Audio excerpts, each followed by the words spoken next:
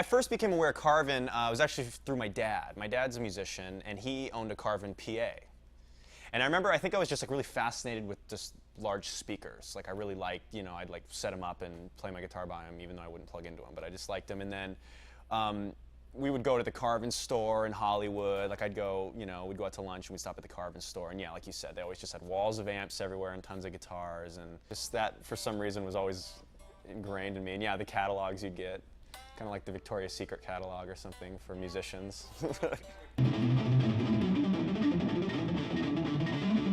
Carvin's an American-made product, and there's just something about it. It's incredibly durable. He takes it all over and has beat the crap out of it, and it still works, and I don't think he's ever had a problem with it.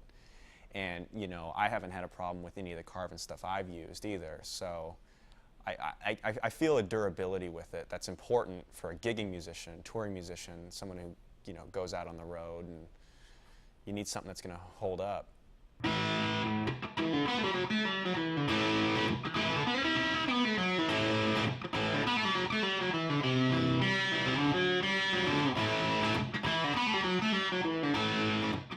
I started a relationship with Carvin. I had spoke with Bob Keeney here, who's been really great to me.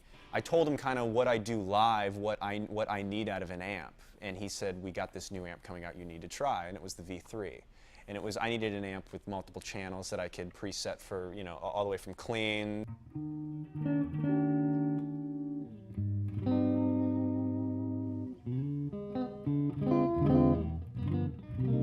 to, you know, more of a plexi sounding, you know, overdriven clean.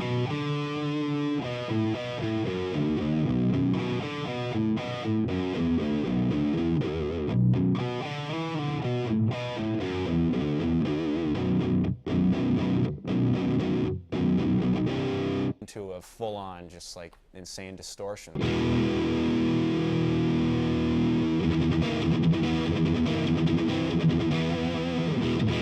So I took it, and the first time using it, I was really impressed with it. I was really, you know, and then they have the smart loop functions that, you know, are just totally different than any other amp I've seen. I think all players have their favorite old boutique amps, you know, that do one thing. They're the one-trick pony, that they work really well at that. But for going on the road, it's like, people don't want to take 5 different heads or, you know, amps that are real temperamental and, or, you know, when it gets too hot, they don't work, they shut down, things like that. It just, for me, it allows me to not have to worry so much about an array of amps to create the certain sounds I need in a situation that can go all the way from, you know, sometimes I don't need a super metal sounding amp, but sometimes I do, you know. Sometimes I want it, you know, to be, you know, like super like, you know, like something like really gritty and saturated, and then go to something that's, you know, within one switch I want it to maybe go to something that sounds like a really old, you know, AC30 that's kind of overdriven or something. So it's been really fun for me to play with this amp and see what different sounds I can get out of it that are able to use, and I've been really pleased.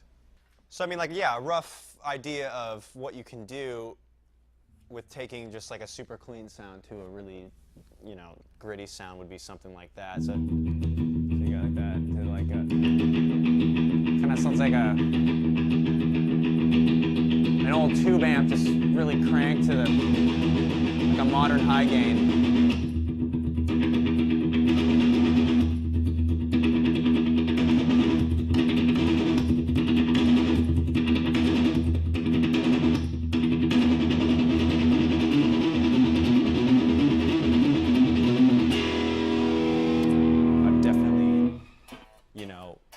I'm really excited about taking it around the world and really, you know, using it and seeing what it's capable of. And, you know, the bit I've used it, you know, in live situations, recording, it's been great. It was really fun for me to come to the factory the first time and see how the stuff was made. Because, I mean, they're very, very reasonable on what they charge for their instruments all across the board, from guitars to amps to power amps to mixers, everything. But the quality is so insane, and it's like there's so much detail that I think goes into it, which made me really happy to, you know, and proud to play their products and use them.